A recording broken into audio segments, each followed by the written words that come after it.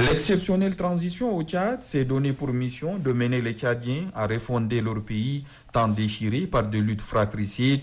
Il n'est point question de laisser le moindre grain de sable dans la machine pour le président du Conseil militaire de transition, général Mohamed Idriss Déby Itno, qui ne se donne aucun repos pour écouter et rassembler, même à la veille du grand rendez-vous qu'est le dialogue national inclusif et souverain. La convergence des organisations politiques COP a trouvé une porte ouverte auprès du garant de ce dialogue national inclusif et souverain à qui les 16 partis politiques composant la COP ont exprimé leur point de vue à la suite d'une assemblée générale tenue ce jour. Salibou Garba, coordonnateur et porte-parole de la COP, et ses compagnons ont surtout trouvé une oreille attentive. Nous avons estimé utile, nécessaire de venir exprimer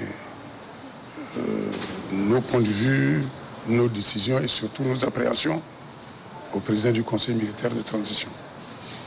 Nous souhaitons que ce dialogue soit réellement inclusif et permette à ce que l'ensemble des Tchadiens débattent de toutes les questions qui minent le développement de ce pays, de manière à ce que la paix et la stabilité soient réellement durables.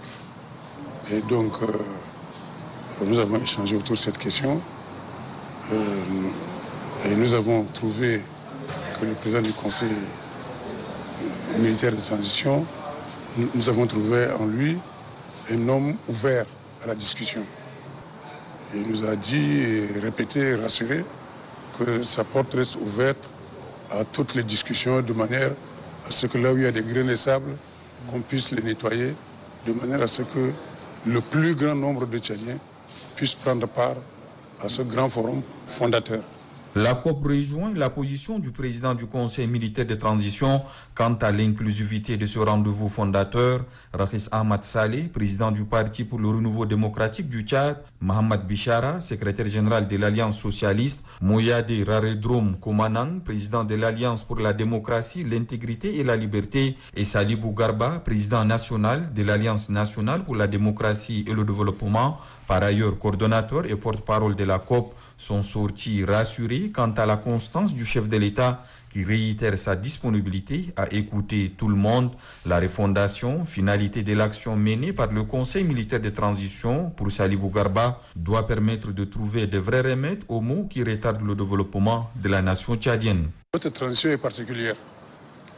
Ailleurs, on parlerait uniquement de combler la vacance de pouvoir, puisque cette situation nous est créée par le décès inattendu et tragique du président Déby. Ce n'est pas seulement ça. On parle de la refondation. Et donc, s'il y a refondation, ce sera effectivement pour trouver des remèdes à ce qui fait que l'État tchadien est toujours en ébullition. Il faut voir les problèmes de gouvernance. Qu'est-ce qui fait que ces institutions qui existent sont mal gérées? La nation est en amour. Il faut y trouver une solution. Les Tchadiens plus cohérents et plus unis qu'ils ne le sont aujourd'hui, c'est le souhait que formule la COP au sortir du dialogue national inclusif et souverain qui s'ouvre dans les heures qui suivent et auquel tout un peuple fonde un espoir légitime.